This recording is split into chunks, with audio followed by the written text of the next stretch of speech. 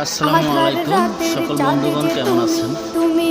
তো আজকে আমি আপনাদের জন্য একটা গুরুত্বপূর্ণ টপিক নিয়ে আসছি। আমরা কারিং শেপ, এটাকে বলে কারিং শেপ চেক করি, কিন্তু রাবার কুসুম অনেক সময় ভালো থাকে। রাবার কুসুম এটার ভিতরে কিন্তু বেয়ারিং থাকে, বেয়ারিং যে খারাপ থাকে বা বেয়ারিংয়ের অনেক সময় বোয়ার জায়গা, ওটা কিন্তু আপনারা বুঝেন না। আপনারা মনে করেন যে রাবার কুসুম ভালো আছে, তো সব ভালো আছে। তো অনেক সময় এটাকে নিউট্রাল করে ডাইনামোতে দেখবেন, যদি শব্দ আসে তাহলে ভাববেন যে বেয়ারিংয়ের ট্রাবল আছে। তো আমি বুঝতে পারলাম যে এটা নিউট্রাল করলে এটার ভিতরে বড় বড় গরম করে বাইরে রাবার কুসুম ভালো থাকলে কিন্তু আমার ভিতরে বেয়ারিং তো আর ভালো নেই। তো আমি এটাকে এখন খুলবো, খুলে কমপ্লিট সেন্টার বেয়ারিং রাবার কুসুম লাগাই দিব। ঠিক আছে? তো আশা করি সব বুঝতে পারছেন।